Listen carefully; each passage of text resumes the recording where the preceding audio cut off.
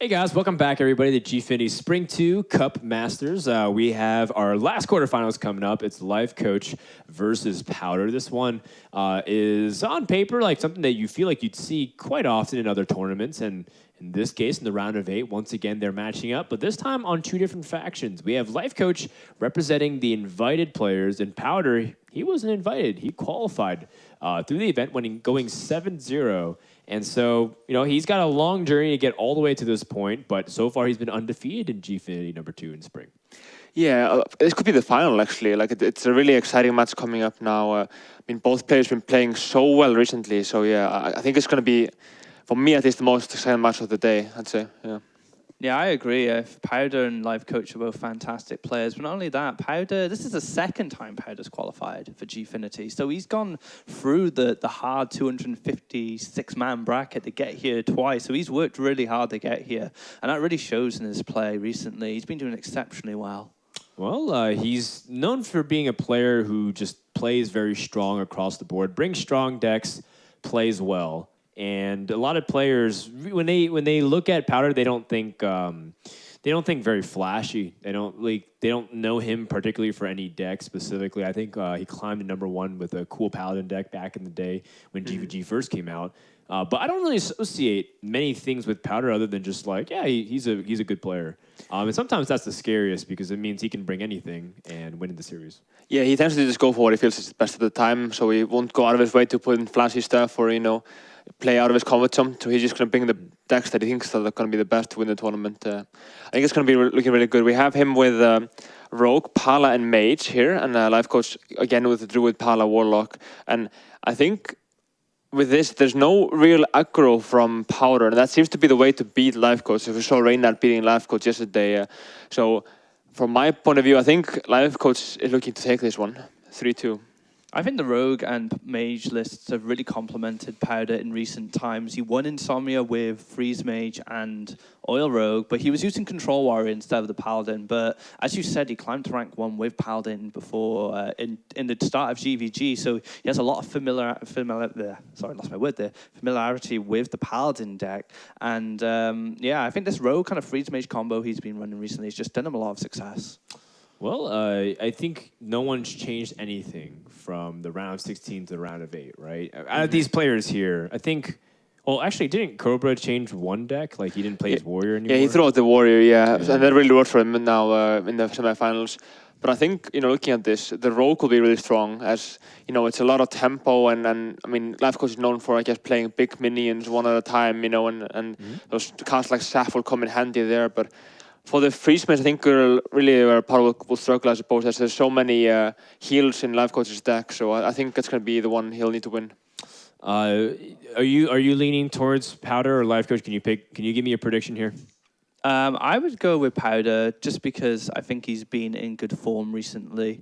And the one thing that Lifecoach really excels at as a player is board interaction. And Rogue can really negate board interaction with the saps and just the tremendous amount of burst it can produce. But not only that, Freeze Mage is the king of making you play solitaire, playing their game how they want it. So I think Lifecoach, I would definitely give it to Powder here just because of not only his lineup, but just because of the form he's been in recently. I'm going to go with Lifecoach. I think he's going to definitely pull this one out. I think yesterday he played very well. Some people were saying that Tang, he had such a big matchup advantage, but Lifecoach outplayed him significantly, and now he's here in the round of 8. I think he can keep it up, so I'm going to go ahead and pick Lifecoach. It's 2 for him and 1 for Powder, but we'll see. We'll let the cards and decks do all the talking, shall we? We're going to pass it over to our commentators to see who's going to take this last quarterfinal and ultimately the top 4 spot. Thank you, boys. I am Admirable, and joined here, of course, by Lothar and Nylum with Lifecoach. So you may be a little bit biased. Yeah, but I will try to stay as objective as always. Well, good. I typically try to stay objective too, and I need to get a little harsh in my words sometimes. And initially, I had called Lifecoach to win this match, and I was kind of going based purely off of kind of the results that these guys have been having. And Powder's been in really good form. There's really no question about that. The fact that he's qualified twice is a big deal. He had to go 7-0 to qualify for the event. That's impressive. And he's just well known in the higher level community as being a strong player. And when I take a look at these classes, we have Warlock, Druid, Paladin for Lifecoach, and we have Rogue, Paladin, Mage for Powder, and this is a freeze mage. And this really, to me, changed the way the matchup was going to work out for me. And initially, I had pegged this at 3-2 for Lifecoach, but when I kind of look at it, if Lifecoach wins, I think it still will be a 3-2. But to me, I feel like Powder has got a little bit of an edge in this one. Well, the freeze mage has an edge over Paladin and Warlock. So it has 66% better chances against the whole lineup of your Lifecoach whole lineup, right? Yeah, so game one's going to get right underway here. And sort of a big thing about that freeze mage versus Warlock, too, is how aggressive the Warlock can be early on. I think when they see a Mountain Giant really early, the Warlock will tend to win that match. But outside of that, you're going to need a very strong Loatheb timing to shut them out of the game. That's true. This match is something that I was really looking forward to as well, is kind of to see exactly how Powder's Rogue deck is built versus Warlock, because this is one of the matchups that is kind of tricky for me too. I think that Rogue has a small edge here. With the oil, yeah. When you remember, if you remember the old times, like DreamHack Summer, when we were playing so much games between Rogue and Warlock, between the Handlock and the Miracle Rogue, it all went up to a situation when Rogue can set up a big Blade Flurry turn to solve all the taunt problems he had with, Ancient Watchers, Giants that had taunts and stuff like that. So he had to clear the board at once. And at the time when you did that too, you typically needed to have a minion on board because you needed some source of damage to shore up your Blade Flurry afterwards. And with Tinker Sharp Sword Oil, you don't need that anymore. You get big enough Blade Flurries just off of what you got going here. So pretty decent opening hand here from Lifecoach, and an okay one here for Powder as well. 2 backstabs is a little bit rough, I'd say, versus Handlock. But he's got some minions going, so if you find some strong utility spells, I'm thinking in the form of like Azure Drake, I think is going to be really good in this hand. Something like Eviscerate would be very strong as well. Even Blood Mage. You can find some tricky spots here. So just a couple hero powers going to be traded. He should feel lucky that there's no Twilight Drake yet in Lifecoach's hand, because Twilight Drake is the biggest problem for Rogue in the early game. I would agree with you. It's one of the biggest problems. It's just 9 health is so awkward to deal with. Like an 8 health giant can be dealt with. Like Blood Mage, Backstab, Eviscerate deals with very efficiently, but the 1 extra health causes you either to take 4 damage or just not be able to reach it in general. I agree. So drop Ancient Watcher here? Or just coin and tap? Well, this turn's really going to kind of dictate exactly what he's thinking about. And I was just about to mention that Big Game Hunter could be a possibility because he wants to get this 3-3 contested, so that way oil isn't a big problem for him. He doesn't want to see that happen to the board. And Big Game Hunter, frankly, is just not very good in this matchup. Now, the trade-off for this is that you're going to see stuff like Violet Teacher Backstab happen in situations like this, or even like Poison, Deadly, or SI7 Agent. So this is an aggressive move, and I think I would tend to agree with it also. Not only that, but this is pulling out a Backstab for his Giant the next turn. So the Giant is, this is 1 less Backstab that's going to be available for Powder to be able to deal with this. This is 1 less Backstab, but it also generates a 1/1 creature, so it's not so bad for Powder here. Oh no, I think this is a slight advantage to Powder, but he's going to be able to have to answer this Mountain Giant cleanly, and that's really going to dictate the pace of this game. And then there are 2 Belchers, and those are really a pain in the back. Plus the Sylvanas. I mean, this is going to be a big grind, I think, for both of these players here. It's really different from the usual matchup between those two, I think. Like, Rogue tends to not have such a big board against most of the decks, right? It doesn't happen. Right. 1 minion is usually enough for it to start to get the ball rolling. Yep. So what do you think about here? Just drop the Giant, Well, right? yeah, I mean, I think he's taking this time as, sort of typically Lifecoach does to plan out his next few turns. Also considering the idea of Sludge Belcher and Poison. That's a pretty darn good one right now, but where does Powder go forward from here? Yeah, this is going to be a big grind. I imagine he's probably going to be taking some damage here. The first 8 is not a problem. Yeah, that's exactly right. The first 8 damage that you take as Rogue typically isn't a problem. It's afterwards, because the first one is about 1/4 of your life. It's a little bit more than 1/4 of your life total. But the second one is like almost 1, or it's over 1/3 of your life total remaining after that. You still have second Farseer somewhere in your deck, so if you draw that, it's still okay, because essentially the Giant hit for 5 and not for 8. Yeah. So the question here is he going to trade in his 3/3 or is he going to take 8 damage? I don't mind trading in the 3/3 here. Oh, he's still going to take 8 damage. Wow. He values a 1/1 more than 8. Well, he's valuing the poison more is really what's happening here. And I actually don't mind this because we talked about right at the start of the match, a big Blade Flurry is going to be what's making a difference. But why wouldn't you sacrifice the 1/1 instead of 8 HP? I think that's how confident he feels in paying the first 8 life. No. I mean, it's definitely a rough trade to be making. I'm not saying I 100% agree with it, but that's the idea that he has right now, is that his first 8 points of life is expendable, whereas this 1-1 is vital to him actually being able to win. Is it? Let's think about Belcher, an example. Does it matter? Does this 1-1 matter? And I think it matters a little bit. Not too terribly much, but every single point of damage counts. And again, in a matchup like this, he's not going to be pressured on his own life total for quite some time. That's true. And how much is the 1-1 going to allow him to be able to pressure his opponent? Because not only is it helping him get more board presence, but that's going to help reduce things against stuff like Tinker Sharp Sword Oil, for instance. He'll have more targets on the board for that are active that's a that good turn. point. Yeah. It's little things like that, I think, that Powder takes into account, and that's what makes him such a strong player. You see these sorts of things happen from all the guys you normally know, but that's not uncommon. That's not something that it's not really super special. You expect those guys to make those kinds of moves. When you see something like Powder doing a move like this, you're truly witnessing something that's kind of going to the next level. What he needs to draw is eviscerates. He lacks the ability to push the damage after the life totals are really low, like 14, 15, You need those eviscerate to finish the game. Yeah. I think what he really wants to draw is Sprint. Yeah, that's also true. So Fan of Knives almost certainly going to be the lead here. I'm ready to live. What do you want What does he want to draw here? What's your best draw? Second prep, wow. Yeah, I Well, don't you think it's do the too second great. Fan of Knives, right? I think you do expend a preparation here, but I don't think you're thrilled about it. I am ready to learn. You're ready to learn. I am ready to learn. That's a lot of students. Sap. Well, that's not bad. Sap can give him some leverage to push, which is right now. I mean, this board's getting really scary. if you're Sylvanas is Lifecoach. basically useless with that Sap in hand. Oh, that's a mistake. You saw him wince right as he did it too. He's supposed to trade that SI7 agent in first, so he loses a token here. Now that's a mistake. That's great. The Jiraxis right-click emote. I want to see more Jiraxis. I wish Jiraxis is in Lifecoach's deck. I think it isn't. I don't think it is. He doesn't really strike me as a Jiraxis guy.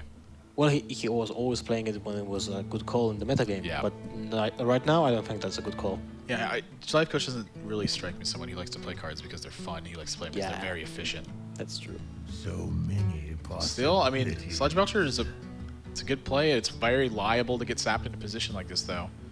And Well, you can't play around Sap. I mean, that's not with the this problem. hand, no. Yeah. You just have to drop whatever you have, and I think Belcher's is the best option. Well, we know that there's the Sap waiting, but if you drop Sylvanas, Your opponent just goes 7 to the dome, 8 to the yeah, dome, 9, 10. would he? Maybe he will be Sylvanas leaves you at a chance to die, but so pretty much all of these plays leave you at a chance to be able to die, which is to a spell and then a Tinker Sharp Sword Oil. What do you think? If he drops the Belcher, will he use the Sap? Because if you use the Sap, you do it to think push so. the damage, right? So then he kind of commits to dealing 7 points of damage, and then the Molten Giant will hit the board, right? Yeah, I mean that's the trade-off he's gonna have to make. But Powder, I mean, he's kind of down to the felt in terms of his options. So, what else can he do? You look at this; he's got preparation sap. His hands are tied, I think, as far as his game plan is concerned. Yeah, that's true. So I would expect to see sap here, unless you get a really big draw to Powder here. Loaded. No. Wow, that's a really good one too. It fits the cube perfectly. Yeah, that's an almost perfect draw. And it also deals with the Belcher, which will be replayed next turn. Yeah, I mean, I think he should be sapping here. If he saps and goes everything face, this is 6. That's 10 points of damage. That leaves Lifecoach at 7. So then, outside of something like, 2 Molten Giants and taunts, he's really looking good. But he has Really looking in good shape. one giant.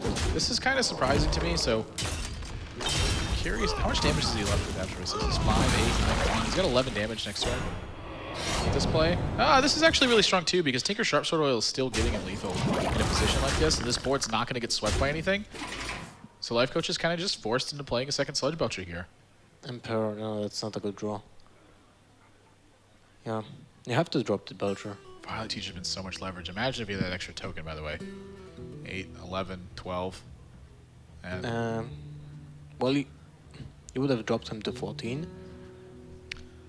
I think he would have put him at 14. Yeah, because there's a Actually- difference between the Molten Giant for 4 and for 5 in this Yeah, situation. there's really no difference between the two. Yeah. say that actually matters. The 1 point might matter. Then you have lethal with eviscerate, an example, and the board. Gosh, Lifecoach is really no strong play here. Oh gosh, that hurts. Wow. What is he looking for when he taps? I don't know what he's looking for, because if you every single spell is basically useless in this situation. Yeah, I mean, I guess he's looking for the next turn. That is enough damage. It looks like to me 8, 9, 5, 10, 8, 11, 10. 12, 13. Yep, That looks like exact 15. exact lethal. I wonder if that life tap may have been a bit much. You know, I still like Lifecoach's plan moving forward with the life tap though. He's got to find some way to deal with the board. So like maybe finding a Shadow Flame is so vital to winning this Maybe game a second giant. Yeah, or a That second would be Molten Giant. I mean, there's so much that's vital to winning this game for him, and I think at the end of the day, it's just the matchup and the hands kind of rolling out in the favor of Powder. But he's going to take a 1-0 lead here. This road deck. His road locked. deck, well, his road deck was still strong against Druid Oh, and Paladin. That, So, I mean, the rogue deck is expected to win with Yeah. this lineup, and that's really his bread and butter deck as far as this lineup is concerned. I mean, rogue winning a game versus with Druid or the Paladin or the Warlock really wouldn't be too much of a surprise. that's true. The question is now, how does Lifecoach finds the way to win against the lineup of Powder? He has to find a weak spot, right? Well, so Lifecoach has got Warlock, Druid, and Paladin left, and all three of these decks are fairly on the greedy end, I would say. Yeah, definitely on the Toward, greedy I mean, this is side. sort of his playstyle. He likes to get into the mid and the late game and have tough decisions to make for both players, where he feels very comfortable navigating that, and he expects to do it better than his opponent. And Powder's got Paladin and Mage left, and this is the Freeze Mage. So the Freeze Mage, I think, is going to work pretty well versus the Paladin deck. I think it's going to work okay versus the Warlock deck, and I think it's going to be pretty poor versus Druid. That's my experience on both sides of that matchup. And then Paladin, of course, I'm not exactly sure how his Paladin deck is built, and that really makes a big difference. But Powder kind of strikes me as the guy who's going to typically be aggressive. With the tempo Paladin, you might say. Yeah. Yeah, that makes sense. He was playing it so much on the ladder like 2 months ago, 1 month ago, I think. So it would make sense to predict that he will be playing the aggressive Paladin here. And the aggressive Paladin is much better against the Druid. The question here I'm curious is if he feels like which one of these classes is he going to queue up next? Because it seems to me the matchup he's really just trying to avoid is the Freeze Mage into the Druid. So do you queue up Mage here and hope you get a win versus the other two? Because there's 2 decks right now I think that you can favorably queue against, and your opponent's got all 3 choices available to them. Well, we'll see in a few seconds. It's Druid versus Paladin. Yeah, he's going to go with Paladin, and I think that Paladin versus Druid is okay for him. And this, Especially with that zombie choke Oghammer. I'm curious exactly how much strategy was put into these thoughts right here, because I think if Lifecoach looks at these lineups, he's like, there's very, very good chance that Powder queues up Mage, and so he queued up Druid, and then if Powder's like, he knows that Lifecoach is going to be thinking that way too. No, Does he queue up the Paladin I at can all? say to you that Lifecoach isn't thinking this way. You don't think so? No. Is he just random queuing Yeah. it? Really. Well, that's the insight that you have as a teammate. That's why we got you at the desk for this Lifecoach match. Wildgrowth 10-2. Well, that's something you want to get. These but are both strong opening hands. The Savage Roar is kind of expendable at first. You don't want to get it. Who do you think's got the advantage here from the outset? Oh, that's worse. Well, I think Powder has the edge when it comes to the whole lineup, especially with the Masterful Battle and Quarter Mass in hand. He can adjust the game plan to that 2 cards he has in hand. It's a wild growth, though. Nothing Yeah, well, you know. to scoff at. I think if this board gets stabilized, you're going to see it in favor of Lifecoach. But of course, the difficult part, I think, is going to be stabilizing. Is he thinking about Masterful Battle? He was like Well, reaching for the coin. I think it's definitely good to consider it. I'm a fan of considering your options almost every single turn. Yo. Well, Lifecoach will most likely use the hero power to kill the 1/1, I would say. Lifecoach is definitely a fan of considering all his options every single turn. He thinks about 10-5. If there will be like a Masterful Battle for your opponent, you have to use Swipe next turn, right? Yeah. Then you can't play Nourish, and he wants to play Nourish as soon as possible to gain that ramp. In this situation, he might actually draw cards because his hand is so useless at this time being. Yeah. Right? I mean, his hand isn't really going to do anything, but again, when Powder hero powers on turn 2 and he doesn't coin out anything, I think you anticipate a little bit of a slower draw, so planning out your next couple turns here I think is pretty vital.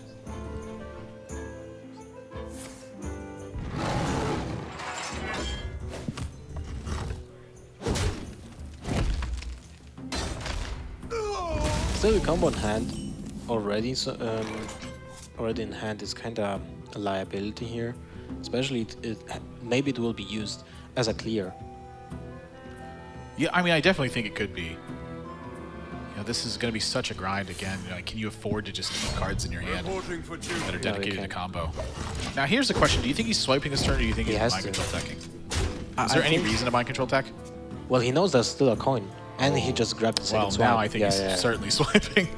But I bet that Lifecoach is assuming that if someone is keeping the coin for 10-4, right, after a masterful battle, there's a huge chance that there will be a quartermaster. And if someone pulls that off against a druid at 10-4, basically auto lose.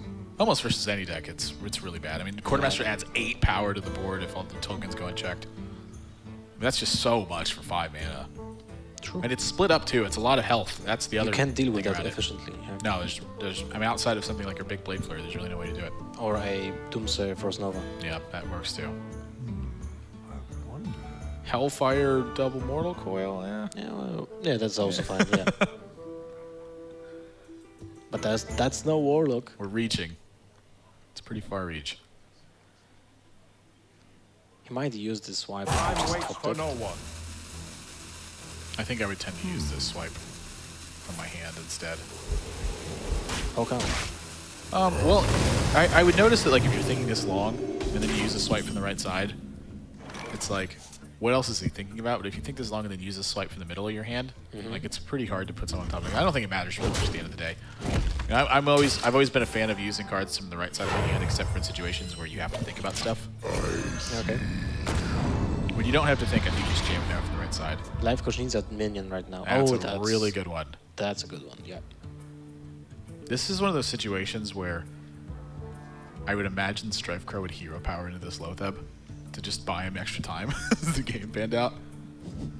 Because if he played the Shredder here and then he hero powers the Lotheb, he has the trade directly in with the Shredder into the Lotheb next turn. He doesn't have to spend 2 mana on it. It just feels like a very Strifecrow thing to do. I've seen him do that a lot too. Yeah, but you have also the swipe, right? And the swipe basically does the same. I mean, it's a lot of damage to take too. But do you your want to next swipe in turn- the spot? See, now if he wants to trade, he's committed to using the hero power next turn or the swipe. Yep. What would Powder do in this situation? Defend of Argus? Seems off, right? Yeah, I think True Silver Chain Base is fine. Strong way to start fighting back against this Pokemon Shredder. What happened? Oh, wow. That is really good. You could have saw. Look at Powder. He's really reaction I mean, there was definitely could be some really worse things here, though. Like, I think Patient Assassin would be a little bit worse.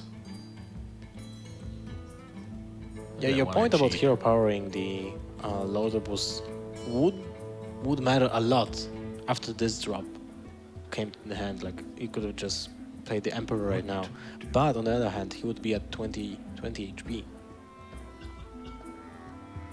Yeah, I honestly think I'm in favor of the Emperor here. So what do you do with the Emperor with the Lotep? You just ignore it and go straight Yeah, I think it's face? fine. I mean, you have 14 points of damage in your hand with the Force Teacher Savageur. If the stuff gets ignored, you just have lethal. He goes for Nourish to draw 3 cards and hero power the Lotep, I would say. This also This is increases... totally fine. Oh, there's a Wrath. Yeah, I think he's going to Wrath it now. Well, he might still keep the Wrath for a free HP minion. I think he's digging here in anticipation of knowing that as turn 7 approaches, there's a chance he has to face something like Dr. Boom. And so I think he really wants to find a big game hunter sooner rather He than plays later. he plays 2, I think. Yeah, I think it's one of the reasons he's choosing to draw. Might be. But it's kind of unreasonable to dig for your options against a 1 card that your opponent might have in his hand. Well, if you think about it, like how else does the game really get swung back around in Powder's favor? I mean, with a hand like this, he can really just fight the 1-for-1 battle because Paladin doesn't have a ton of burst. So one of the ways that he's going to lose control of this game is when Dr. Boom hits and then he doesn't have an efficient answer for it. Oh. Well, speaking of Dr. Boom. Yeah. That happened. Still, which one do you prefer? This is still tough. I mean, look how many options he's got here. With the Emperor, you basically buy yourself 4 Innovates. A lot of stuff. Yeah. It's really tough to turn that deal down. Yeah. You draw 4 in a vase, and they even don't plug your hand. Whoa. That's a lot of mana. So you get a combo for 7 points of mana. Yeah. I'll tell you what, though. Dr. Boom and Knife Juggler is not a joke. 3 additional damage. That's quite okay. He just misses all 3. Can you imagine that? Wow. Oh. Oh my Second gosh, one. his reaction. Yeah, his reaction says it all. Oh, my wow. gosh. He actually missed all 3 juggles in the end first, so he loses a 2-3. But there's no Big Game Hunter. And there's But mind control tech, though, yeah. Yeah. I mean, this could be Mind really control huge. tech into combo. Look at this. Well, if he plays mind control tech and steals a 7/7, he can just swipe. And Yeah, it's a that would clear be the board. best. Yeah. He can even play like a Sludge Belcher, a Pilot. I mean, this has got so many great options. You have to play the mind control though. Right? That's the only situation against a paladin. I think it's really valuable. Yeah, I mean, the And- mind control tech right here. Oh, wow! That's a very strong No steal. way that happened. Oh, my gosh! god. Boombots! They're crazy. There's a warning on those boombots, by the way. They might explode. They might. Yeah. When they hit for 1, they don't explode. Yeah. Yeah. Imagine if now he would play his own Dr. Boom with the Knife Juggler my gosh. of powders, or just Force of Nature with 3 juggles. So much stuff. Yes, he's gonna go for. Yeah, he has he's to gonna go for the big clear here. Yeah, I agree with that completely. Yeah, I mean look at his hand. He's got so much gas left. It's like, does he even need the combo? I don't think he does. so. Yeah. Well, the equality consecration will be a liability and a great advantage for powder, but still, it's okay. Oh, it's And definitely a liability. The bomb right now. goes to Treant. Nope. Well, wow, look at Powder. He's just so frustrated with his RNG this game. I feel And there's when no Boobot- keeper. When Boobot doesn't hit, when it hits like 1 or 2, I feel like it's like the malfunction. You know, like your finger got caught pinching on something. No keeper, no Big Game Hunter for Lifecoach, and he will draw those eventually. So This is a lot of draw power. You can drop Ancient of Law and hope for a keeper. You can still play him. I mean, you can still. I mean, you can even just draw like drop Belcher afterwards. He's just got so many options. Like, Dr. Boom Belcher. what is he even? What is he worried about moving forward? Like, what's the way that he's going to end up losing this game? Because right now it's like I don't feel like Powder has got enough significant pressure that he can really Well- make a big push here, given the Lifecoach's hand. I would say Powder still has the upper hand because of the equality consecration combo. So just And the overcommitting. weapon. So Lifecoach just wants to avoid overcommitting to the board. I You think? would say so. Yeah, just kind of taking it step by step and really pacing himself. You might think about keeping the Ancient Law for an eventual heal. Because his hand is so Really, I mean, so I big. feel like he really wants to find something keeper. Wow, he's gonna go for Boom, which means Sludge Belcher. And what do you do Yeah, I think he's as the just, paladin? yeah, I think he's You can't use the equality right now. Your Tyrion will be just dead to the boom bots, most likely. But then you have the weapon. You can swing with the weapon instantly. Well, I think step 1, if you're gonna equality, is attacking into the Sludge Belcher. True. So you want to attack first, and then consider your options with equality. I wonder. Equality's only 5 effective damage here, though. Like, is that enough from equality? For 2 points of mana, for 2 mana, 5 damage. I think that's okay.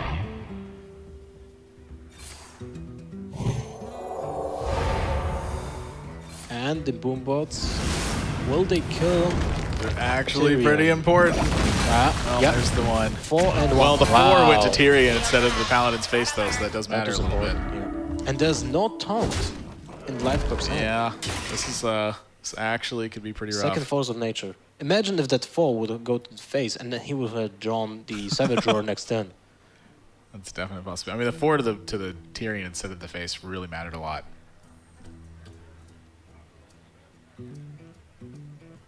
You know, you might be dead next turn. Yeah, that's a possibility. What? Like Yeah. just something like a consecration juggle or something like that. Yeah. Might happen. So, Drake. Captain Greenskin consecration. That would. All the Paladin decks are playing Captain Greenskin lately. You need Asher it for that Drake Tyrion seems to weapon. be okay-ish, I would say. I like leading with Asher Drake a lot. He definitely needs more options. Like, there's so much stuff he still needs to find. And he has Is he used the playing a Ashen Harrison Floor or as a anything like health. that? I'm not sure. He was also, almost always playing Harrison and Druid. Time waits for no one. Drake into Wild Grove. Wow, that's awful. So Ashen Floor to draw 2 more. Oh gosh. Oh wow, that's ballsy. This is cutting it really close. Oh, Oh, no, that big game hunter's a little bit late too. So 7 points of damage available for Powder this turn. Maybe 8. Could be more. Alor Peacekeeper. Well, he can't leave the minions on board, right? I mean, I think he's definitely worried about forcing. He did already see a Savage Roar, and I don't think he's got an efficient way to play around combo right now. So I think he just has to ignore it. I mean, he might feel like he's going to trade into the Shredder, which I think that's totally reasonable. What if Doomsayer happens? I think you're actually pretty happy about Doomsayer, all things considered. Really? I wouldn't say so.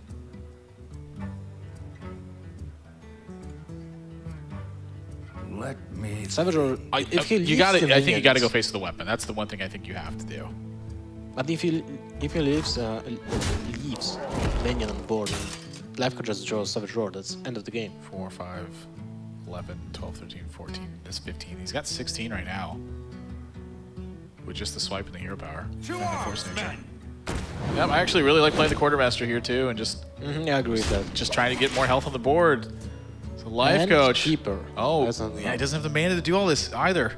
He's got Well, he 5, can- 6, 7, 8, 9, 10. He's got 16 points of damage here.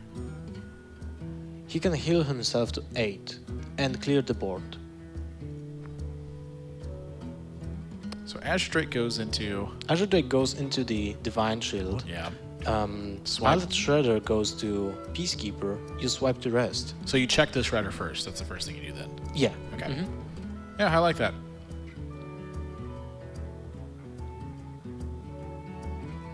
And the discount on this mana is so crucial. Oh, he goes first for that.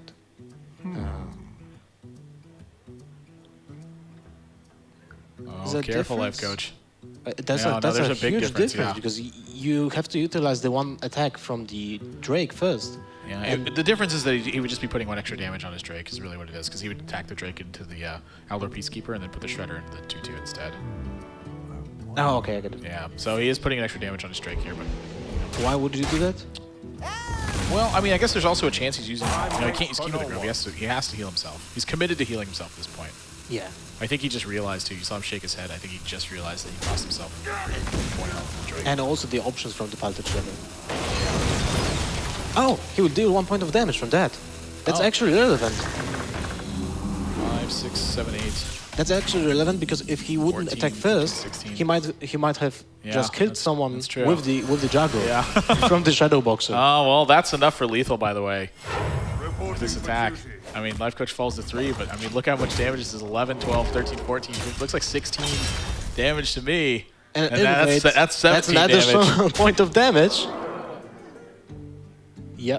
So Lifecoach wins an unfavorable I must matchup, save and card. yeah, that's additional 3 points of damage. Oh, okay. I was like, wait a. I was like, is he killing? Is Lifecoach It's BMing? BMing. It's BMing. Lifecoach is not BMing. He's just finding more clever ways to add damage on top of what he's got. So ties the series up at 1 game apiece. I think Paladin is one of the ones that Druid can kind of struggle with. Yeah, that's true. Yeah, but in this game, really getting the job done. Wow. Such a big grind. So in that MVP for this mid-game. game, Emperor. Well, Emperor's up there. I think Nourish is really kind of an undersided card in this one, too. It gave him so many options when he drew those cards. He was just safe from the amount of pressure that Powder was able to apply. Lifecoach knew that going into the matchup. And playing that Nourish really early on, it just gave him so many options. And then also being patient with the Emperor. He didn't play it at the first chance he had. You know, he didn't feel like he was in panic mode at any point in that game, except for kind of getting the late stages where he's, you know, Which is very hard to taking his time. decide because when you're a Druid player, if you're behind, you have a such hard time to make a comeback, right? Yeah. So playing the Nourished was a calculated decision in Yeah. this situation. And if you think about it, Nourished did draw 3 cards, which were then discounted by the Emperor. So it's basically Nourished was not only 3 cards drawn, but also in a 1.5 on an Innovate. Yeah, I mean, big stuff. that counts for when you take all those things into consideration. And again, really good stuff, not panicking when he's kind of falling behind on the board and being really patient with what he's got, knowing that Paladin doesn't have too much pressure it can apply, and really using that time to his advantage. So Druid's going to be locked for Lifecoach. He's got Warlock and Paladin left, and Powder has got Paladin and Freeze Mage left. I still feel like that Powder's got a slight advantage in this one. He has the Warlock against ever so slight, Paladin. though. Is an okay matchup for Warlock, I would say. Yeah, right? Because I actually think that Warlock's a little bit favored in that one. the Paladin has one way to win this game. It's to go aggressive from the start of the game, just push for damage and finish it off with a Consecration or Quartermaster. Yeah. And that's it. Or have like a really very strong quality turn after being aggressive early on. A couple ways to win that one. And then Freeze Mage, of course, versus Paladin. The heals can be a little bit of trouble. I'm not sure how many heals Lifecoach plays. That's the thing I was just about to mention too. He's got 2 copies of Piloted Sky Golem, I believe, in his Paladin deck. There's a land hands and Well, there's a land hands and anti-kill bot. So if Lifecoach knows that he's playing against Freeze Mage at this point, he knows. do you ever keep those cards in your hand? Those are liability until there's an Alexstrasza being played. They're so key to winning the game, though. After Alexstrasza being Yes, played. but Alexstrasza's, I mean, that's a key to Powder winning. If he doesn't draw Alexstrasza, it doesn't even matter if those are dead cards. It's so hard to decide, you know? I actually think I like keeping him in this situation. I mean, he's got a 2-drop, he's got a 3-drop. And again, these 2 cards are just so critical. What else does he need here? What would he rather find? Tyrion? You think he'd rather have Tyrion in the land hands right now? Ragnaros. Oh, does he have Ragnaros in his Paladin deck? I think so. If he has Ragnaros in his Paladin deck, I can agree with mulliganing these. Because Ragnaros is one of the biggest threats versus Freeze Mage. Yes, I agree. Without the polymorph, you have to sacrifice a Fireball or Pyroblast against the Ragnaros, and when you do that, you sacrifice a large chunk. Wow, he actually mulliganed away the Alvaro Peacekeeper, which is really surprising to me because Yeah, it's I just a would say 3-mana 3/3 in this matchup. That's legit. Instead of hero powering on turn 2 or on turn 3, you get a +2/+2 for 1 mana. Well, he got the Mind Control deck back.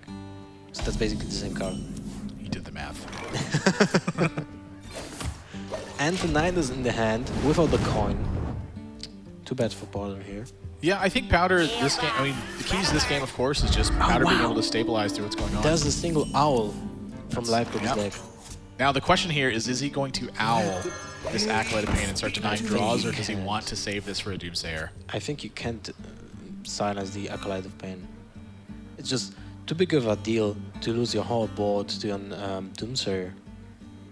This is a really tough call. This one's going the full duration, I think, for Lifecoach. 90 seconds, we can go take something to drink. I'm just going to run off to the store real quick. Well, I had to take the bathroom break before I got here because, you know, it's a Lifecoach match. So it most likely it will take 1 gosh, I'm hour going to and a get half. so punished on that one. Game 3.5's going to roll around. I'll be like, ugh. Gosh, this owl. It's so tempting to owl here. You're denying at least 2 draws if you Iron Ring Owl. You have no information yet. What is the quality of your opponent's hand? The only information you have is that he's got 5 cards. Yes. Yeah. And- He didn't have Mad Scientist. He didn't have Loot Hoarder. So that's bunch of information. I mean, it's not really too vital stuff. I mean, I can see the owl here. Yeah, I mean, 2 Oh, draws. wow. God, it's just tough to pass up. The Powder, you saw, he was actually a little bit confused. He was surprised that Lifecoach wasn't holding on to that.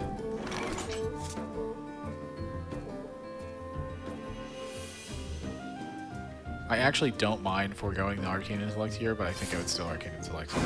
Yep. I mean, the Acolyte body is just not worth nearly as much. So you pop off the Divine Shield. Do you? I mean, I would tend to say you go for the Iron Begal. The Divine Shield doesn't matter with Doomsayer First Nova because Yeah. it gets destroyed anyway. But he doesn't have Doomsayer First Nova. That's the Reporting for problem. duty. He does have Blizzard, though. And so, you know, Quartermaster is definitely something that's going to weigh on his mind this turn. Oh, He doesn't have a way around that. He has no way to play around it. That's a good pickup. So The play only Ice- way you Yep. play around it is, does he ping a 1/1 here, or does he ping the shielded mini-bot? I would say he's pinging the 1/1. Yeah, just hedge his bets against Quartermaster, because it's going to be such a devastating play if he has it. Yeah. I think I would tend to agree with that. It's way more punishing than just... He's also got the Flame Strike to follow up diversion. on the Blizzard here. This is looking really good for Powder. But, I mean, that's a lot of gas in Lifecoach's hand, though. Again, Dr. Boom and Dr. Boom, Tyrion. Yeah. Back-to-back turns. That's huge. And maybe that Light Justice is also important. It's 4 extra additional damage. 4 damage. Yep. Doesn't seem like much. Yeah, but it's just chipping off. Yep, every health. single point counts. Yeah. Death by 1,000 cuts. Belcher turn? I would say so, right? I guess 30 cuts. That's really all it takes. That's a huge Light Justice, man. Or a Light heavily Justice doesn't repaired look. one. That looks like it's going to deal a lot more than 1 damage. Just put it. Keep in mind, getting hit with that hammer is 1 point of damage.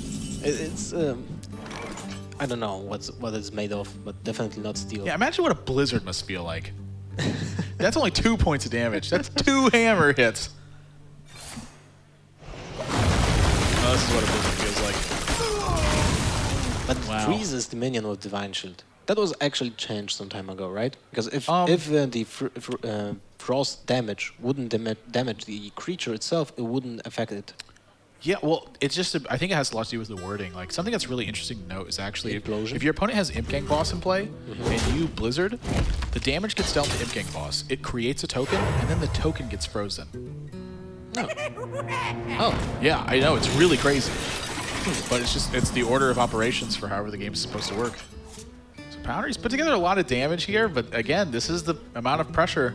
Do you think he will just go face with everything viable? 12, well, let's just count. 12, 19, he's got 29 to face. And that's without playing an Archmage first. I'm going to guess he's going to play this game a little bit slower than usual. So a lot of damage going to get dealt to him here. But I like the Flame Strike before the Blizzard. It's basically the same effect, but you have saved the Well, the difference is that effect for the next turn. Yeah, the difference is you're taking 7 damage from this guy. How much damage was it? It looked like it was 2 damage from the boom Oh, I bots. didn't see. I mean, he was at 28, right? I think so. Yeah. So the difference between Blizzarding and using Flame Strike this turn is that you're going to have more damage next turn with the Flame Strike, and you're also taking 7 damage now. For this Dr. Boom. The trade-off for that, of course, is that you clear out the Sludge Belcher body. I actually don't know if Flame Strike's better first. This is a really interesting turn. Well, next turn is Tyrion. I would say. It's actually really tough. He didn't attack for 1. What? No. Oh, with the Light's Justice. It's in case he draws, in case he's like a quality, like a Doomsday or something. Like a quality poke. What about Crucible attack? You can't utilize that instantly. Okay, now he can kill the Loot Hoarder. He's got it all figured out. Yeah, Lifecoach he knows what's it going all. on. Yeah. It's calculated. Insane. Do you play Tyrion here? Oh, I could jam it. Yeah, no question. Put your faith in the light. Well, Lifecoach is going to put his faith in the light. Golden Tyrion's so beautiful. Frost Nova, but no Doomsayer. He's You 1 keep mana the off. Antonidas for...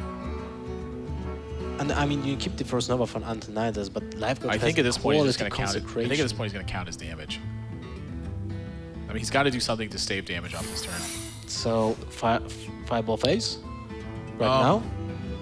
Well, the first order business is going to be, I think, pinging this, this Dr. Boom. Yeah. Pinging Boom and Fireballing Phase. Does he really want a Fireball face right now, though? Well, he has I mean, a your huge hand amount is of really damage. face up if you Fireball him. Yeah, but what is his strategy otherwise? He only has damage. That's it. That's your hand. Only damage. You want to use a Frostbolt on a Horizon Jones? It sucks. I don't disagree with you. I think it does suck, but I think he's really considering Frost Noving here. Okay, so here's what he wants to do if he Frost Novas. He wants to play Archmage, Frostbolt, Ice Lance next turn, and hope that the Frost Nova has bought him enough time that the Ice Block won't get popped, and he has all these burn spells that he can play afterwards. I think I like this line to play best. Oh, That's wow. a lot of damage on Lifecoach's side, though. He's gonna be able to pop the block the turn after Antonidas. So Powder's actually got his back against the wall. Palette Sky Golem and Hero Power, right? I mean, it looks good to me. I don't mind the mind control tech either, though, just to get stuff on the board. Yeah, extra power is always good. Extra 2 points of power. Yep. And it doesn't die to Blizzard. Well, it was two. Well, both Blizzards have been Yeah, used, both so it's a Flame Blizzards. Yeah, Strike. never mind. So at this point, it's really a matter of if Powder has another Ice Block or a way to live, you know, after the pop happens. Or does he have lethal after Antonidas? that definitely. He will gain 2 fireballs. Well, he's going to be putting Life Coach at 19, and then with the anti-heal bar, he goes back up to 27. He just doesn't have time to play all his fireballs. He's going to have enough damage to eventually kill Life Coach. Yep. Does he have enough time to eventually kill Life Coach? And to save himself from death. Yeah, I mean, he has to have time to do all to spend all that mana. I think he's got to draw another Ice Block to win this game. Or Ice Barrier. Wouldn't matter. Just It's like 1 creature and a half attack. I would say with those creatures. This is 18 power on the board right now, so this is exact. Oh, wow. my gosh. Well, this changed the whole game. That's additional 11 points of damage. I bring life. that is a big deal.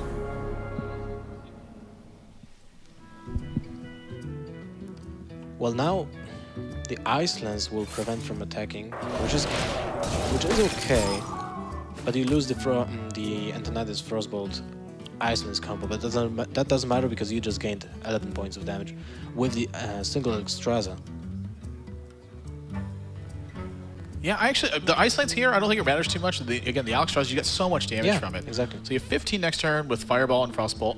He's preventing his Ice Block from getting popped this turn, and then he has follow-up with the Pyroblast. This is exact... That Alexstrasza was a freaking huge draw. That was That like was- I mean, that had to be the best draw of the 1 to 18. I think that was like 1 to 18. I think he's a little bit deeper in his deck than that. He's used Arcane Intellect, he's got Loot Order off. Oh, it's 10, turn 9, turn 10. It was turn so 10, yeah, so 10, 20, 12. 16. Yeah, it's about 14 to 1, I think. Yeah, 14 to 1. Yep. Yeah. Yeah, exactly. 14 to 1. Well, 15 to 1. Wow, even like a True Silver Champion.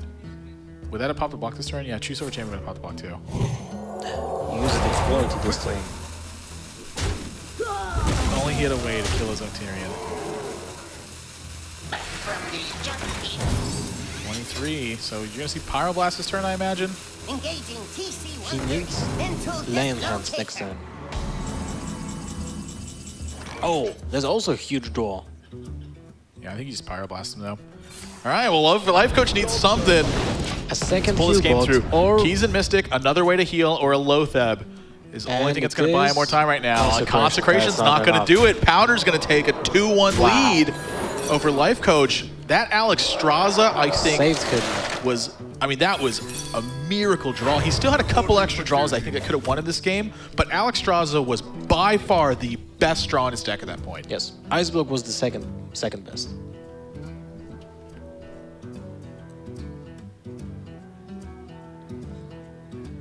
Ooh, no. I mean, it just doesn't No, matter. no. Yeah, There's you no play a way. minion and you say go. Yeah. There's a chance that maybe you're not supposed to play anything in case he can't kill you, and then you draw a heal bot or something, but I don't think it matters too much. Just Powder. Wow, what a game by both of these. I think both of these two played this game pretty excellently. True. Yeah. True. In the end, matchup. The Tyrion didn't matter at all. Not one single bit. Yeah. Poor Which is Tyrion. unfortunate. Tyrion usually does matter. Whether or not he's biting you or really going the distance. It's really rare that you see Tyrion be neutral to a board state. It was like a 6/6 vanilla minion. It didn't get the Had Divine Shield popped. No, it didn't, but it had detaunt. Divine Shield. Yeah. Yeah, and the taunt totally mattered. He had to put both fireballs into it before he was able to fireball face. Yeah, so Paladin left for Powder, and he's got to face off against Warlock and Paladin left. So 2 chances to do it. One of these is kind of a mirror match. Again, I would tend to think that that Powder's deck is a little bit more aggressive, but we're gonna have to see how that goes. And then against Warlock, I still think that Warlock has got an edge versus Paladin, and I think the bigger story there is that you're able to kind of trade 1 for 1. And then you have your hero power at the end of the game. So aside from really big equality turns, you have such a big edge. That's really when you end up seeing your games that you're losing, though, is when your opponent has giant equalities. Yeah, that's true. Yep. And so it all comes down to basically the Paladin mirror match. Yeah, I would think so. I think the Paladin mirror match is going to really be telltale. Unless winning this game. Powder plays 2 big hunters in this Paladin. The other thing, too, is how's he going to deal with the piloted Sky Golems? Like, if it gets to that sort of a grind, Aldor Peacekeeper is really great against that, but it's really, we're going to have to see what's going to happen because the builds matter so much. That's true. When it goes into that. So we're at game 3 right now. Powder's on on match point versus Lifecoach. But we're going to go to a quick break. And when we come back, game 4, Powder versus Lifecoach. Don't go anywhere.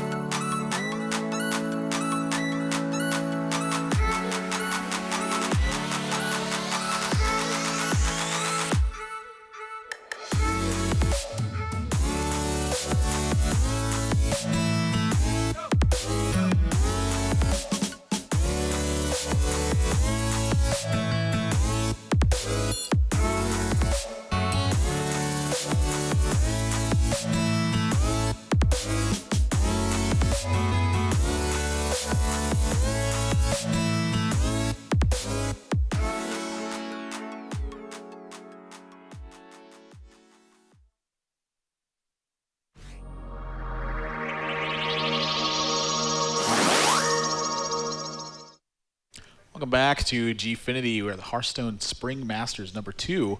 Game 4 is going to get underway as soon as our players are ready. It's Lifecoach versus Powder. And Powder, though, out to a little bit of an advantage here. He's got to win one of the next 2 games with his Paladin deck, and he's facing off against Handlock and against Lifecoach's very, very Lifecoachy, greedy Paladin deck.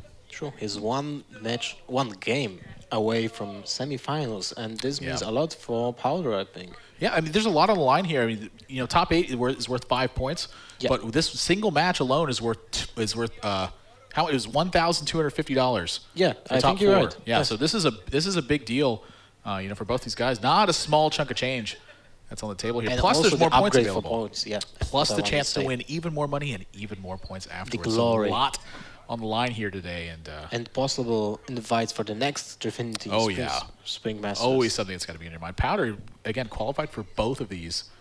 In the open brackets. That's really insane when you think about it. Yeah, so I mean, maybe a guy you want to be looking at to invite to some of your events for the tournament organizers out there watching.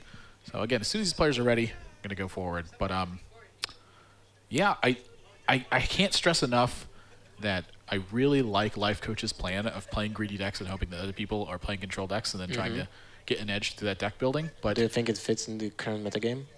that's really the question that I'm wondering about is how it fits in the metagame, because sort of the weakness that we saw Rain had when he beat Lifecoach yesterday, he had a very aggressive lineup, and that seems to be traditionally just what Lifecoach has struggled against in the past. So for him to play to his strengths, I think is something that he should be doing. Even if that means that sometimes he'll be sacrificing some games versus more aggressive strategies, playing to your strengths is something that's very, very important to be doing in almost any game that you play competitively. Very true. I have nothing to add to that. Well, actually nailed one for once. Can you believe it?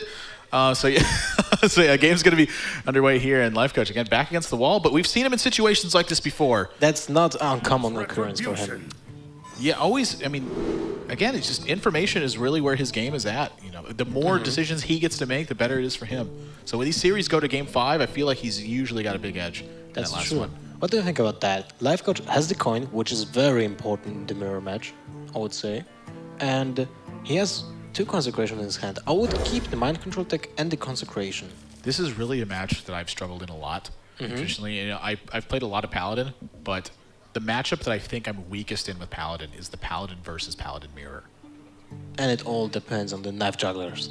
That's what it feels like to me. My knife jugglers like really, really like to hit face. He's like, I got it, boss. Free damage. I'm like, no, hit his 1/1s. Well, Maybe that's my issue with it. I just need to whip him into shape. Make him run some laps. You're always talking about hitting face. So, you know, the juggler's just sticking to your Like plan. father, like son.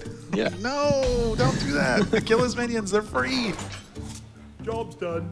That's when you got to go to your collection. You like disenchant Cult Master. knife juggler, and you recraft him over and over again. You're like bad knife juggler, bad knife juggler. Yeah, Cult Master is actually something that I've been seeing pop up in a few decks lately. Well, it was used in Zoo and Paladin for some time, but Yes. and Recently, it's even been a shaman. really. Some shaman decks will play Cult Master to try to generate a mid-game edge with stuff like Flame Toning and trading in all the totems when you have a Cult Master play. So That's something that you're looking forward to like turn 6. I'm not sure how successful it's been, but I've seen it, and I've played against it a couple times on ladder. In this matchup, Cult Master, I feel like is going to be an absolute all-star. It depends if there will be Master for Battle. Equality is not something you want to get this soon. So it's just hero power, I would say. Yeah, I would think so. Well, the Conkhammer has some value here, but it's minimal. You can trade. Well, you can trade. Okay, you can say 1 damage to your face. I think one of the keys to making the token is where you think Lifecoach is going to go with this token afterwards. That's if you choose to attack face. So you might be able to force. I think I still like making the token here. But how deep down the road are you looking to play this Cult Master? How important is it to the strategy, and when is the exact time to play it? I have no idea. Maybe I think it's most of the time it's just after the Master for Battle. That's it.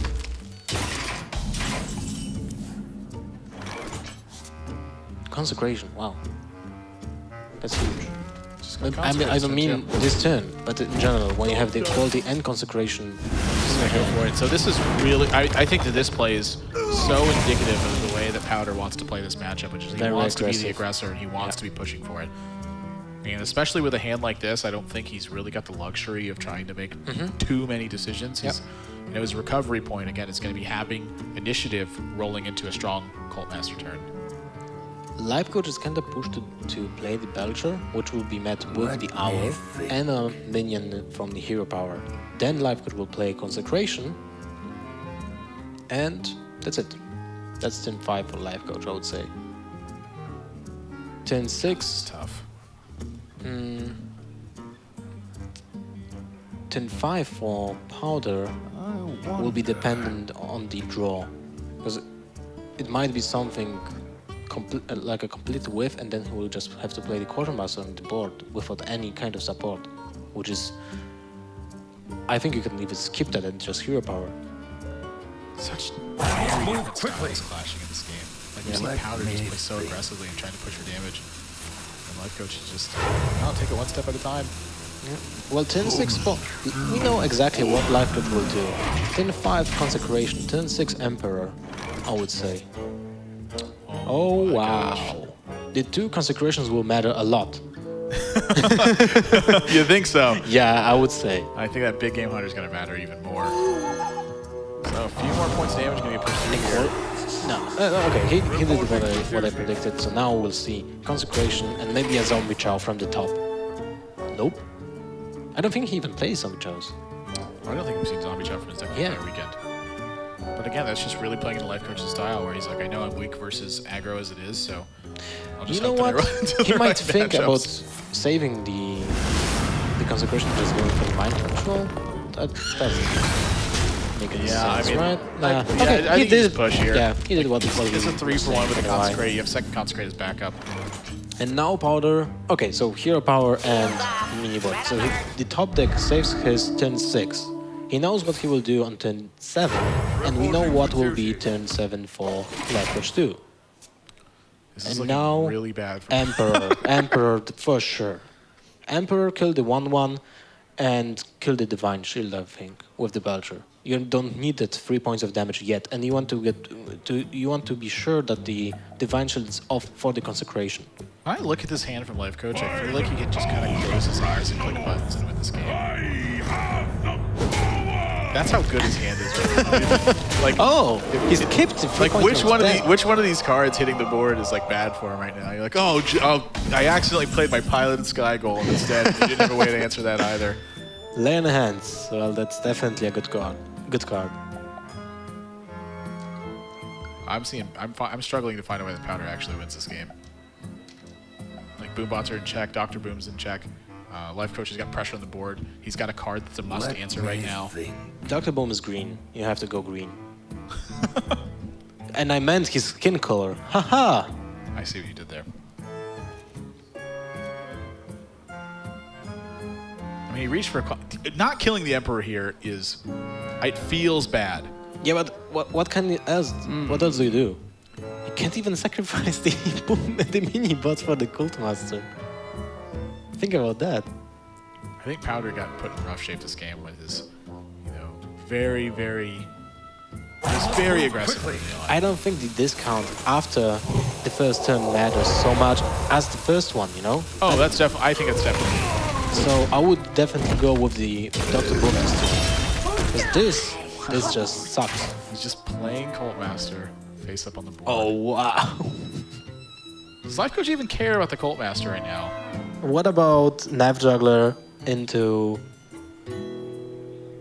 Mind Control tech? I feel like he's in a very similar Anyone spot where he can just kind of close his eyes and click buttons and the options really work out for him. If you want to deny the draw for Powder, you can go for a 50-50 with the Knife Juggler. You just saw quality. You've seen a Consecrate. I think you're pretty confident your opponent doesn't have True Silver Champion. I think you just drop Tyrion here. But then you give him the draw. I think you're okay with that. One card draw to be able to have Tyrion and Kel'Thuzad potentially on the board. It's so silly.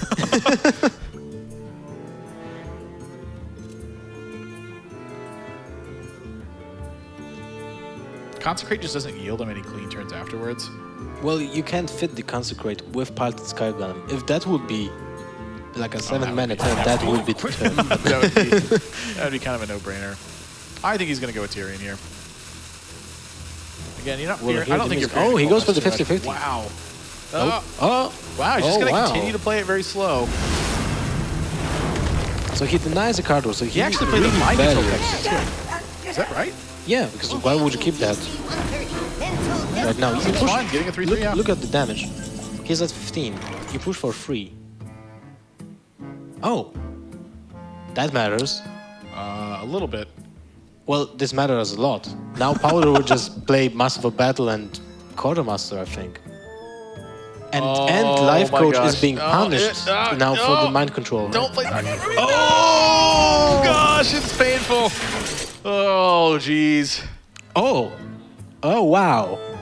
I mean, this is not for this turn, but for the next turn. Yeah, it just. Oh gosh, it's so brutal. So you go face with both minions, and then you play Big Game Hunter. Or even maybe Hero Power first. No. You want to fit the Piloted Sky Golem. Yeah, you definitely want the Piloted Sky Golem. So no. I think the Hero Power is great here. Even you weave it. That's a free 1/1. It's for 2 mana, and you don't. Look, you've only got 20 mana worth of minions in your hand. After that, Yeah. you have plenty of time to play all those. You need that 1/1. It's vital to your victory. I think so. I value those 1/1s. And those recruits, they need glory.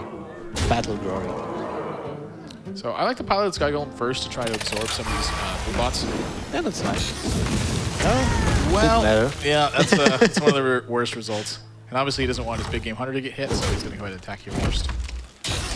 Okay. Or oh my gosh! Actually, that's not bad.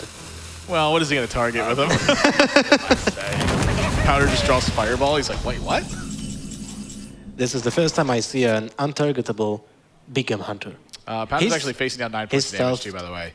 So he has to play it lay on hands. The animation for can't be targeted is so interesting looking.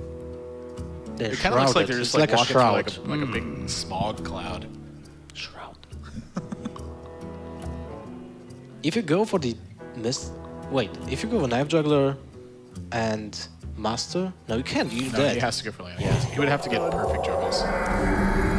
Paladin Shredder, True Silver Champion. Oh, another shot. What? Yeah, well, again, this deck is pretty much, it's very tailored to have an aggressive early game, is what it looks like. So something like an Oiotron helping to keep your board presence. Interesting. To protect what's going on. It makes sense to me, but just at the end of the day, it's just too much. Lifecoach again. We get to this late game spot. That is a 6/6 Divine Shield with a Death Rattle Summon a 5/3 that you can't target right now. And you can use the Peacekeeper. No, you can. You can. You can't target it with spells or hero powers. So you can't play that 1/1 on the Ethereum. Yeah, I mean, these juggles are going to have to be absolutely spot on. Reporting for duty. Yeah, that was a great one. Reporting for duty. Follow the rules. Follow the rules and good face. So you're dead. Powder has not had the best RNG this game. Did you land the Knife Juggler to Powder? Yeah, you might be using mine actually. I only have one golden one too, so I always use my 2 normal ones. I have 2 Goldens. Lifecoach, I think he played that game so well, and the aggression really, I think, played exactly into Lifecoach's plan because it's not enough aggression to put him on sort of like a panicking back foot. It's just enough to like kind of expend just a little bit more than you wanted to. Yeah. And then lose control of the board. So Yeah, that's no true. opportunity to utilize Cult Master the entire game, and I think that was one of his big keys to victory was finding a turn to be able to use it, and frankly, it just didn't come up. Yeah, well, that's what I said. The Cold Master is kind of like a dead card. It was a dead card. In that game, yeah, it definitely was. It didn't do anything. It was an overcosted big game hunter with no effect. That sounds like a great card, man. Great card to play, especially in Paladin, which lacks card draw. The only thing that's better than a big game hunter with no effect for 3 mana is a big game hunter with no effect into a mana wraith. That's the only way to do it. So game 5 is going to be coming up here now. And So it's this is the hand-locked for hand versus Lifecoach. Paladin. And Lifecoach is definitely happy with that matchup. I think so, but this is the one spot I think where Cult Master really does have an opportunity to get even more value now. Because you'll so often be having turns where you have, like, say, 3 minions on the board, and then they play something that has big taunt, you get to play Cult Master, run those 3 minions in, get 3 extra cards from it. So that's a big difference. And then also, again, the aggression here from Powder, if he couples that with an equality, that's a bigger push he's making than a typical Paladin deck will when it's trying to play a very long game and stabilize through stuff like, again, like Lifecoach is playing Paladin, Sky Golem, Tyrion, and Kel'Thuzad. So he needs a coin to coin out... Look at that, there's even a Blood Knight in here. What can I say? But I wanted to say that Powder needed the coin. Like, really badly. Because you want to, if you want to be aggressive with the Paladin, you need to drop a 2-mana minion on turn 1 to go into hero power or a second 2-mana minion into a Peacekeeper on whatever, and then into a True Silver Champion. Yeah, I would tend to agree with you on that. And now, Lifecoach will not keep the Molten Giant for sure. That's like one of the worst. Well, what? You are Kept it. incorrect, my friend. He kept the Molten Giant for sure. Okay, so he's predicting that Powder will go face with everything. Yeah, I think what he saw last game gives him a really good indicator. Hellfire. That's one of the strongest cards I think that Warlock has against Paladin. Oh, Lifecoach is... I think he's turning finding- into Super He's finding Saiyan. his center and he's focusing his chi. Did I tell you about the dream I had? No, and last better night, not. by I wonder. The finals of that tournament. This is a dream I had last night. This literally happened. I got back to my hotel room. I passed out. I woke up laughing this morning. A dream I had. Lifecoach actually won the finals of this tournament in my dream. And he won it by top decking Goldshire Footman in the last game. And when he top decked it, he jumped up and he yelled and he roundhouse kicked his monitor, which set off a chain reaction of explosions that eventually led to his opponent's hero portrait exploding and then eventually them. Nice. It looked like he was getting prepared for that moment. Imagine that tweet from the Not Shy Footman. He has an account, right? Yeah, at Footman FTW. Yeah, that's a great one. Goldshire Footman guys, Twitter. If you haven't seen it, go check it out. The mini-bot is powerful. Because it doesn't die to AoE. It's just tough. It's just one of those annoying to deal with minions. Yep. That's like a true Annoyatron. Oh, wow. 1 power or taunt. Take your pick. Oh, it's 1 power. Oh, that's the Ragnaros. It's not needed. Knife Juggler. Oh, that's great. That's a great pickup, I would say. I still think I would tend to muster for battle here. I think so. Yeah, I mean, if you get 3 damage out of these muster for battle tokens, this also is going to prompt a Hellfire, I think, sometimes. No way that Hellfire will be played right now. No You don't think way. so? You think there's 0 chance? 0 chance. Fair enough. Now he'll play it. This is where he's surprised. He's just going to jam the big game out of yours. Yeah, he might. I would be not surprised by that at all. You really wouldn't be surprised by that. Yeah. What do you keep? What's the target? Dr. Boom, single Dr. Boom, and you have 2 big game hunters in your warlock deck. Yeah, it's just going to die, though. Yeah, but if it will die to the Divine Shield, that's perfect for you, because you will use the Hellfire on turn 4, for sure, because you're kinda intimidated by the imaginary Quartermaster. Yeah, that's true. I think I like Mortal Coil. The Divine Shield or the 1/1? One of the 1/1s, and get a little bit more information, and then probably drop Ancient Watcher. But he can't life tap this turn. That's the one thing he can't do unless he's going to combo with one. So the Mortal Coil, yeah, will basically the same as Lifetime. Yeah, I think you're just wanting to dig at this point. He's got to make a decision, though. No, he just fell asleep. Yeah. Oh, wow. There's the Hellfire. Okay, I was wrong. All sorts of crazy stuff. You're trolling me just like Nimsh was yesterday. Blood Knight. Perfect timing. For powder, yes. Yeah, it looks like Knife Juggler. You know what? I can hear RDU from here. It's amazing. I feel that way when I'm just like sitting at home. It's like at some tournament somewhere. I'm like, I swear I can hear RDU, man. It's so loud. He's giving me the stink eye. Well, you wanted the second Hellfire right now. That's the problem. That's why I didn't like it. Oh wow! I think this is one of the reasons he actually is keeping Molten Giant in this matchup. Like, you're gonna get down to 10 like pretty often, and again, Paladin doesn't have like the largest amount of burst in the world. So if I would say so. if you stick 2 Molten Giants to the board, you're just gonna win the game. That's how that card works. It's really tough to beat 2 Molten Giants in 1 turn if you don't deal with them right away. It's true, but there's an owl, and if there will be an equality, that's game for powder, I would say. He's got to draw quality though. Yeah. And how many equalities is he playing? I would assume 2. Because he's favoring the more aggressive deck style, right? Well, I would say 2 just because I think it's so vital to so many of your matchups. It's just the way that the strategy works out. I don't necessarily think that you need 2 equalities, but you want to draw 1. Is really why you have 2 copies of it. Okay.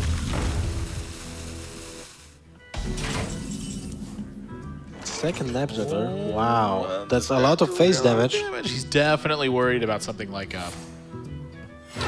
Shadowflame right now, though. I mean, that Yes. Ancient Watcher is really threatening to Shadowflame.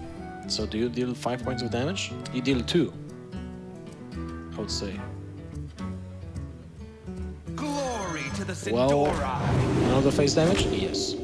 Now, I am really curious why he chose to play the Blood Knight instead of playing the other Knife Juggler. What life total does he want to leave Lifecoach at this turn? I'm not sure. I would say this. Well, if he puts him to 11, you're going to see 1 Molten Giant and a Taunt, potentially. Yeah, but it's a town with Ancient Water. Yeah, that's which true. is disastrous. Wow. 5 mana. Lifecoach only has 1 way to taunt. He doesn't have a Sludge 3, Belcher. 5, 6, 9, 10 points. 3, That's 6, 7, 8, 9, 10, that's almost lethal next turn. 11, 12. Yeah, I mean, this is getting really darn close. That's why I didn't like the Hellfire turn 3. You have no way of coming back because your hand just sucks. So he has to taunt up this turn, and then Powder can just play Knife Juggler, Owl, and maybe go lethal. Does he have to taunt this turn, though? I mean, look at how much damage he's faced in. So 6, 7, 8, 9, 10 damage, right? So if he's facing True Silver, he doesn't get that extra attack in with this Light's Justice. So that's 6, 7, 8, 9 damage. So True Silver would leave you at 1 HP, and obviously And versus there's a Knife Knife Juggler, it's not Juggler. very appealing. Yeah. But I don't think he can afford to really just taunt up right here. I think he's just got to play stuff, honestly. Yeah, Okay. This looks like the best play to me. Yeah, it's not bad, but now he's so weak to Consecration. There's a second Consecration, too. So this is going to be the all-in turn from Powder. Powder's going to make his push right here. Well, he could leave his opponent at 12, actually. Yeah, that makes sense. No, he's not going to do it. I don't blame him either. Yeah, I'd be I making would the go push for here, the too. same. Down to 5 is Lifecoach. No AoE in hand, but he's got 2 Molten Giants and a Defender of Argus. And Powder, he's debating between Knife Juggler or the Hero Power here. I mean, I would go for the Knife Juggler. I think you want every single point of damage you can possibly get. A Hellfire will be disastrous. Because you can't No, play- Hellfire's not disastrous. Why? You have put him at 2. You have a Consecration in your hand. Yeah, Hellfire's I mean perfect. for Lifecoach. Oh, yeah. For Lifecoach, it'd be disastrous. Oh, yeah. Yeah. I think you definitely go with the Knife Juggler here. I mean, now's the time. You've gone all in. If your opponent can deflect what's happening right now, yeah, I really disagree with this. Well, there's an Owl in hand. So you have to also come down to kill the second giant, right? It's Shadow Flame. Wow. So what about drop both giants, taunt them up, and Shadow Flame... No, you can't. No, you have to... Ah, this is tough. It's really rough. I don't think he wants a Shadow Flame away on Molten Giant. Well, I mean, you need that damage to push. That's like the whole goal of playing it. But is he going to be afraid of something like Equality? Like Equality would crush him right here. Equality means game. Yeah, so... Wow! He taps. Wow, Lifecoach dropping to 3. If that Knife Juggler was there, I don't think he would have life tapped. My shield I would say for so. Argus. Quality will end the game. A Knife Juggle can end the game. Low tap. That's also threatening. He can silence one. And Peacekeeper the second one. Wait a minute. 3, 4, 5, 6, 7, 8, 9. This is lethal. He can silence one of the Molten Giants, Consecrate deals 2 damage to one, he puts the 7 points on the board into the other Molten Giant, and then attacks for 1 with the Light's Justice. Yeah, you're right. Powder Wow. just got lethal on Lifecoach. Wow, was that life tap a blunder? I wonder what the purpose behind that exactly was.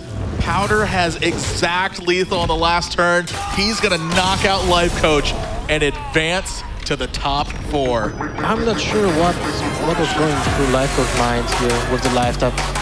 That might have been a little bit greedy. I don't know. I mean, I'd love to hear his thoughts on it. I'm certainly going to ask him about it later to figure out what's going on. But Powder, man, this guy has put together quite a resume for himself lately. He's been very consistent for a while now. Again, he qualified for both Gfinity events. You need to go 7-0 in those qualifiers to make it through, and now he's finding himself in the top 4. So a few extra World Championship points in his pocket as well. It's $1,250. And Lifecoach, gosh, Yeah, disappointed. always with hard on that. himself. Even when he Yeah. wins, he finds ways to really evaluate his play there. Definitely.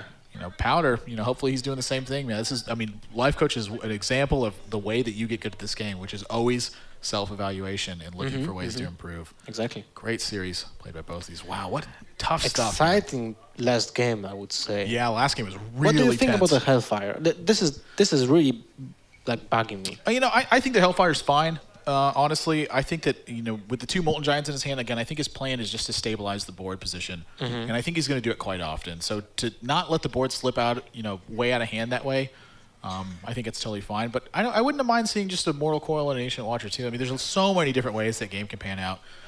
Yeah. It's tough to say. I think in that situation, it's sort of, again, one of the ways I think that you are most effective versus Lifecoach is by being aggressive. But we're not the ones going to be talking about this. We got some analysts who watched the whole thing, and maybe they have some replays for you. So we're going to throw it over to Fronan at the analyst desk, and those guys are going to break down the postgame for you. So there you have it. Lifecoach has been eliminated, and the Dutch boy Powder Dream is still alive, boys. Let's talk a little bit about Lifecoach keep tapping himself to lethal. What's going on here? I mean, the idea of handlock, of course, is the same as always. You always try to dig as deep as you can into your deck, always find the answers. But is it the right choice? Is it the correct choice to keep doing that the way he's been setting himself up to die every single time?